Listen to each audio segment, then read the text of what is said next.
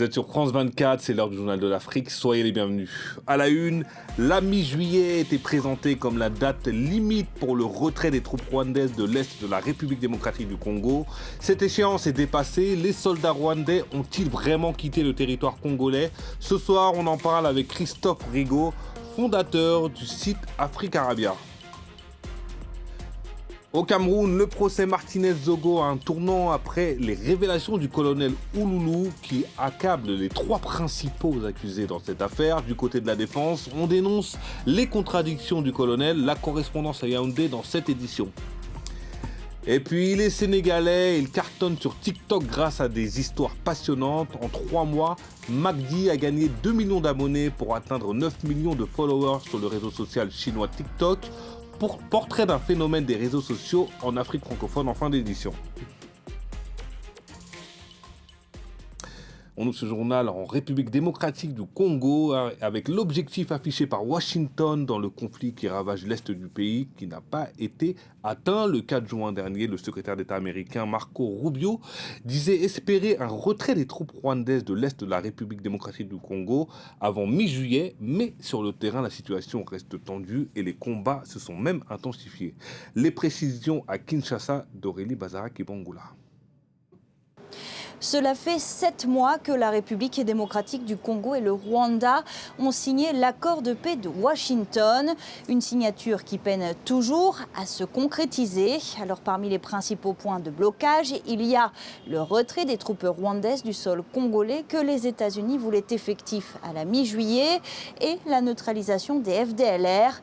Nous sommes au point mort, nous a confié une source diplomatique. Les combats se sont même intensifié ces dernières semaines dans plusieurs localités de la province du Sud Kivu, à Minembwe et tout autour de Fizi. Selon les autorités locales, au moins 50 civils seraient morts dans des frappes de drones ces dernières semaines. Dans le même temps, 3 officiers des forces armées congolaises sont arrivés à Goma. Ils ont intégré le mécanisme conjoint de surveillance du cessez-le-feu. Alors leur mission, c'est de surveiller et d'enquêter sur les violations du cessez-le-feu. Un cessez-le-feu qui reste encore largement théorique dans l'Est congolais. Et pour aller plus loin avec nous, Christophe Rigaud, fondateur du site Afrique Arabia. Bonsoir. Bonsoir. Merci d'avoir accepté notre invitation. Je le disais, Washington a fixé la mi-juillet comme horizon souhaité. Pas vraiment un ultimatum au sens strict. Est-ce que cette pression diplomatique a quand même des effets concrets sur le terrain ?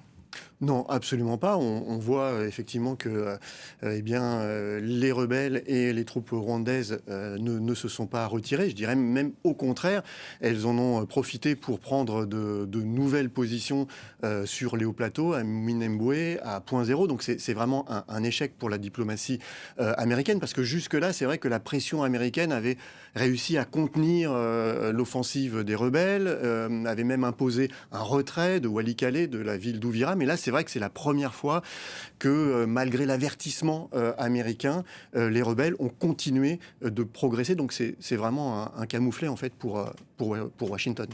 Ça camouflait. Et Marc Rubio, lui-même, le secrétaire d'État américain, il disait que l'accord n'est pas bien respecté. On peut se demander si cet accord était viable au départ. Oui, c'est vraiment le problème. On se demande s'il y avait vraiment une vraie volonté des deux pays, la RDC et le Rwanda, de signer cet accord. On a vu qu'il avait été signé un petit peu au forceps, sous la contrainte de Donald Trump. Et c'est vrai que, un an après la signature, au mois de juin, on voit bien qu'aucune des mesures n'a été réellement appliqué sur le terrain, que ce soit le cessez-le-feu, que ce soit la mise en place du mécanisme de vérification. Et puis ces 2 mesures un petit peu phares que sont la neutralisation des FDLR par Kinshasa et puis ce fameux retrait des troupes rwandaises. Donc on a vraiment l'impression que comme il n'y a pas de sanctions, comme cet accord n'est pas contraignant, la volonté des deux signataires c'est un petit peu dissipé. Et paradoxalement, en même temps, on a Kagame qui nie la présence des troupes rwandaises en RDC. Est-ce que si la pression américaine reste uniquement sur le volet diplomatique, est-ce que ça peut avoir une influence? Est-ce qu'il faudrait peut-être sanctionner financièrement le Rwanda pour avoir des résultats sur cet accord? Alors c'est ça la question, est-ce qu'il peut y avoir... Est-ce qu'il a une réelle raison de changer de posture, tant que pour l'instant, les sanctions ne vont pas plus loin que les sanctions diplomatiques?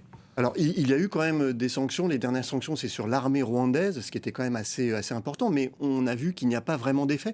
Moi, j'ai un petit peu l'impression que ce conflit s'embourbe et que, en fait, tous les acteurs semblent un peu se satisfaire de ce statu quo, de cet état de guerre permanent. Le M23, parce qu'il administre ses propres territoires, et puis c'est sa raison d'être. Kigali, parce qu'il continue de contrôler d'un point de vue sécuritaire et d'un point de vue économique l'Est de la RDC, et puis Kinshasa aussi, qui veut peut-être essayer de reprendre la main militairement et qui cherche aussi à entretenir, je dirais, une sorte de cohésion nationale, d'effet drapeau autour de Félix Tshisekedi, qui cherche à obtenir un troisième mandat et qui a besoin d'un soutien populaire. Donc on a l'impression que c'est un statu quo qui arrange tout le monde.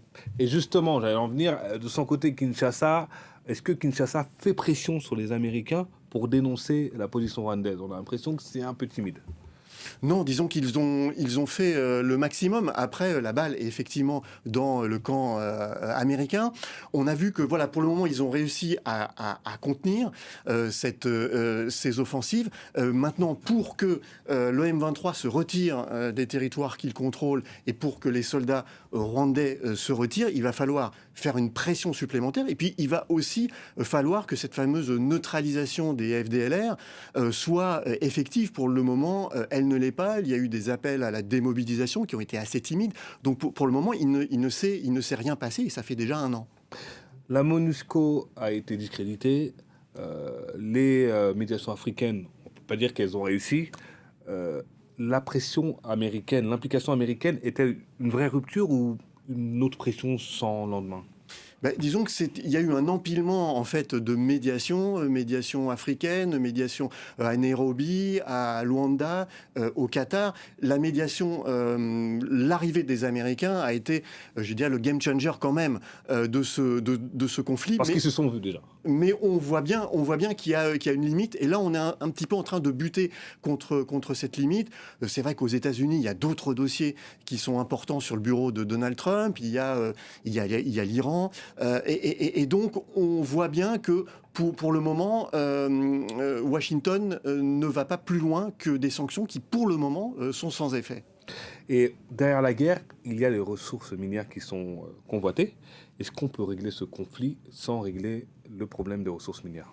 Alors moi je crois que le problème des minerais c'est en fait le carburant du conflit, mais ce n'est pas la cause de ce conflit. Donc je pense que c'est un point important, mais effectivement on voit bien que le M23 réussit à se financer en contrôlant certaines mines, notamment celle de Roubaïa, mais aussi en appliquant des taxes et pas que sur les mines, hein, aussi sur le carburant ou sur d'autres matières. Et puis maintenant, il administre vraiment ces territoires d'un point de vue sécuritaire, mais aussi d'un point de vue financier et d'un point de vue administratif. Donc maintenant, il a aussi les moyens de pouvoir contrôler ces territoires. Il a aussi énormément recruté. Le dernier rapport des Nations Unies montre que le M23, à date, aurait plus de 30 000 hommes, ce qui est assez important. Et donc, on assiste au Congo, on parle de balkanisation, mais effectivement d'un État parallèle qui s'est créé à l'est du Congo. Et plus le temps passe, évidemment, plus il sera difficile de revenir en arrière et de redétricoter cet État qui est en train de se créer. Et très rapidement, je le disais en titre lorsque je fais la présentation, c'est que l'ultimatum, c'est pas un ultimatum, mais la date butoir était mi-juillet. Peut-on s'attendre à une réaction des Américains concernant... Alors la balle est dans leur camp. C'est vrai que c'était pas vraiment un ultimatum, hein. Marco Rubio espérait en fait un retrait avec beaucoup de conditionnels. À la mi-juillet, voilà. Donc on va voir un petit peu ce que vont faire les Américains. Mais c'est vrai que dans la graduation des sanctions, voilà, peut-être qu'il faut monter un petit peu plus haut. Après, c'est assez risqué aussi parce qu'on a vu sur d'autres dossiers, notamment le dossier iranien, par exemple, ou le dossier russe, que les sanctions ne sont pas toujours efficaces. Merci beaucoup Christophe Rigaud, merci d'avoir accepté notre invitation. Je rappelle que vous êtes fondateur et rédacteur en chef du site Afrique Arabia. Merci beaucoup. Merci. Autre titre de ce journal, le Cameroun où le procès Martinez-Zogo se poursuit avec la déposition du 34e témoin, le colonel Outoulou, ancien commandant de la Légion de gendarmerie de la région du centre au moment des faits. C'est lui qui avait mené l'enquête préliminaire après la découverte du corps mutilé du journaliste à la périphérie de Yaoundé, c'était en janvier 2003. On fait le point avec notre correspondant à Yaoundé, Marcel Amoko. Le colonel Jean-Pierre Outoulou a livré un témoignage accablant pour les 3 principaux accusés dans cette affaire, que sont le lieutenant-colonel Justin Danoué, ex-directeur des opérations à la DGRE, le contre-espionnage camerounais, son patron à l'époque des faits, Léopold Maxime Eko, et l'homme d'affaires Jean-Pierre Amougou Belinga, désormais en service dans la région du littoral. Le colonel Outoulou a commencé par rappeler que dès l'ouverture de l'enquête, il avait découvert une complicité entre le lieutenant-colonel Justin Danoué et l'homme d'affaires Jean-Pierre Amougou Belinga, qui, lors d'une conversation, lui aurait demandé de faire taire Martinez-Zogo. Pour maître Charles Tchungan, avocat de Jean-Pierre Amougou Belinga, la déposition du colonel Jean-Pierre Outoulou présente de nombreuses contradictions. Il a été incapable d'asseoir ces accusations farfelues qu'il a faites, n'est-ce pas, à l'entame de sa déposition. Et nous sommes vus heurtés par la faiblesse de l'argumentaire du témoin. Nous nous sommes vus choqués. Vu la qualité du témoin, c'est quand même un colonel de gendarmerie. Autre accusé sévèrement mis en cause par le colonel Outoulou, le lieutenant-colonel Justin Danoué, principal accusé dans l'assassinat du journaliste Martinez-Zogo et dont les aveux ont conduit à l'interpellation et à l'inculpation des principaux prévenus. Son avocat dénonce une manipulation. Tout a été focalisé sur mon client. C'est-à-dire que les premiers témoins, les experts, tout le monde s'attelle à dégager de cette affaire certains co-accusés. L'affaire a été renvoyée aux 3 et 4 août prochains pour le contre-interrogatoire du témoin. En bref, le journaliste franco-marocain Ali Lamrabet a été remis en liberté mercredi après avoir été auditionné dans le cadre d'une enquête toujours en cours sur des publications en ligne jugées diffamatoires selon le parquet. Les objets saisis en sa possession, 2 ordinateurs, une clé de stockage et un téléphone lui ont été restitués. Figure de la presse indépendante marocaine connue pour ses positions critiques à l'égard des autorités, Ali Lamrabet avait été interpellé dimanche à son arrivée à l'aéroport de Tanger. C'est l'influenceur à la mode de ces derniers mois en Afrique francophone à travers des vidéos sur la séduction, l'humour et la vie de tous les jours. Magdi a réussi à embarquer ses followers dans son univers fait d'énigmes et de scénarios rocambolesques. Avec 9 millions de followers sur TikTok, il est l'influenceur sénégalais le plus suivi. Notre correspondant à Dakar, Eliman Dao, est allé à sa rencontre. Regardez. 1, 2, 3, action. Tournage du Livreur Pro Max, une mini-série 100% réseaux sociaux proposé par Magdi. Il y a une différence entre insister et forcer. Tu vois, quand tu aimes une personne vraiment, tu prends des décisions bizarres.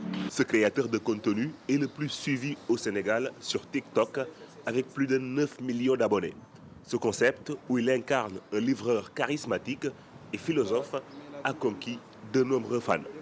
Étant livreur, je peux raconter beaucoup d'histoires parce que je sonne à plusieurs portes. Les gens l'aiment bien, raison pour laquelle on le fait, mais c'est difficile à tourner, c'est un peu compliqué. Mais je vois que les gens aiment bien et vraiment, il y a des leçons de morale qui passent, il y a des leçons de vie. Après le tournage, place au montage avec ses équipes. 2 heures de tournage et le montage va durer environ 8 à 9 heures de temps pour une vidéo qui dure qu'1 minute ou 2. Magdi, qui s'est fait connaître au Sénégal par des vidéos en Wolof, s'exprime de plus en plus en français pour conquérir un plus large public. Le Wolof, c'est limité au Sénégal, c'est notre langue. On doit même le promouvoir, d'accord, mais en continuant de parler Wolof dans nos vidéos, les vidéos seraient limitées, bon, ça se limite qu'au Sénégal. À un moment donné, j'ai atteint 80% des Sénégalais connectés. Ce qu'on voulait exactement, jusqu'à commencer à faire des contenus en français, on l'a vu, donc ça va. C'est un perfectionniste en fait. Il ne laisse rien au hasard et tout, donc tout le temps il est là, il bosse H24, donc je peux dire que c'est du mérite quoi, ce qu'il a aujourd'hui. Yeah. Le rêve de Magdi, c'est le cinéma. Il ambitionne dans les 5 années à venir d'ouvrir son studio de production dans le 7e art. C'est la fin de cette édition. Merci de nous avoir suivis. Restez sur France 24. L'information continue.